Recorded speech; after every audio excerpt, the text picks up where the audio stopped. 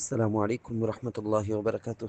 بسم اللہ الرحمن الرحیم۔ پیارے بچوں، آج بھی میں آپ کو شیطان کے چال کے بارے میں ہم کو کیسا ہوشیار رہنا ہے اس کو سمجھانے کے لیے ایک واقعہ سناتا ہوں۔ بچوں، حضرت نوح علیہ الصلاۃ والسلام بہت بڑے پیغمبر ہیں۔ ان کو دوسرے جد ثانی کر کے بھی بولا جاتا ہے۔ حضرت آدم علیہ السلام پہلے بولے تو سیکنڈ وہاں سے پورے انسانوں کی نسل چریس ہو گیا۔ ان کے زمانے میں طوفان آیا تھا، تو وہ طوفان کے ٹائم میں جب کشتی میں سوار ہو گئے تھے تو وہاں اچانک ان کو شیطان نظر آیا۔ انہوں نے کہا تو یہاں بھی پہنچ گیا کیا؟ اب میں تجھے نہیں چھوڑوں گا جب تک کہ تیرا راز نہ معلوم کر لوں۔ تو اس کو حضرت نوح علیہ الصلاۃ والسلام پکڑ لیے اور بولنے لگے تیرا راز مجھ کو بتا کہ تو گمراہ جو کرتا ہے نا، کس راستے سے لوگوں کو گمراہ کرتا بھٹکاتا ہے۔ تو اس نے کہا کہ حضرت 5 باتیں ہیں، لیکن 5 میں سے میں آپ کو 3 بتاتا ہوں، 2 نہیں بتاتا۔ حضرت نوح علیہ السلام کو اللہ کی طرف سے وحی آئی کہ اس مردود سے کہو ہمیں ان 3 کی ضرورت نہیں ہے، وہ 2 ہی ہم کو بتا دے، اس لیے کہ اصل تو وہی ہے راز۔ تو حضرت سیدنا نوح علیہ الصلاۃ والسلام بولے کہتے مجھے ان 3 حربوں کی ضرورت نہیں، وہ 2 بتا جو تو نہیں بتانا چاہتا۔ اب وہ مجبور ہو گیا، بولنے لگا وہ 2 باتیں جس سے میں لوگوں کو گمراہ کرتا ہوں اور آپ کو بتانا نہیں چاہتا تھا، وہ آپ سن لیجئے۔ ایک حسد اور دوسرا حرص، جلس اور حرص کرنے کا۔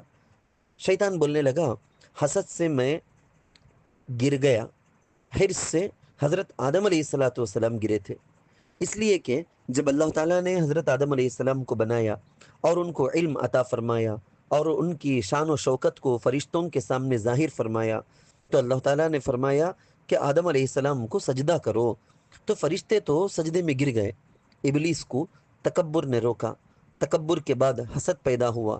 حسد اس لیے پیدا ہوا کہ ان کی وجہ سے میں اللہ کی نگاہ میں گر گیا ہوں، اب کسی نہ کسی طرح ان کو بھی گرانا ہے۔ بچوں، یہ ہے حسد، یہ ہے جلس۔ ایک ہوتا ہے رشک، انہیں کتنا اچھا پڑھتا ہے کہ میں اسے بھی اچھا پڑھ کو دکھاتا ہوں، اور ایک ہوتا ہے انہیں اچھا پڑھتا نا، اسے اچھا پڑھنے دینا نہیں، اسے برباد کر ڈالنا بول کو سوچنے کا۔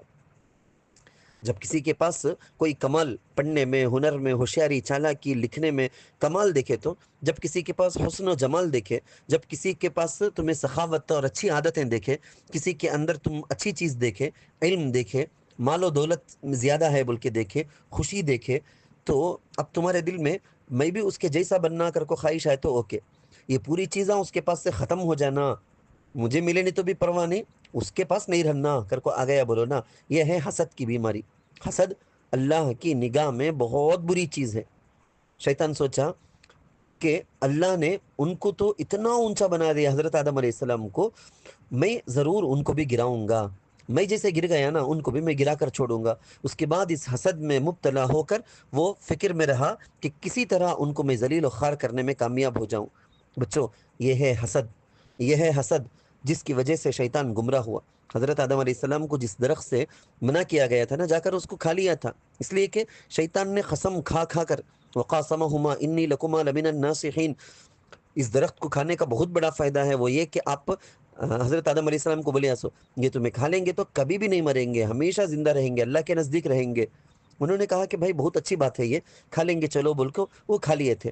تو شیطان بولتا ہے ایک میں جس کی وجہ سے یہ ہو گیا تھا وہ ہے حسد، دوسرا میں حضرت آدم علیہ السلام کو جنت سے اتارنے کے لیے جو یوز کریا تھا وہ ہے حرص۔ یہ 2 چیزیں بچوں عہد کر لو، وعدہ کر لو کہ زندگی میں کبھی بھی ہرگز ہرگز یہ حسد کا اور حرص کا یہ جو بلا ہے نا اس کے اندر نہیں آئیں گے، ان 2 مصیبتوں سے اپنے آپ کو بچا کر رکھیں گے۔ اللہ تعالیٰ مجھے بھی، آپ کو بھی، سب کو بھی عمل کی توفیق دے، آمین۔ ثم آمین یا رب العالمین۔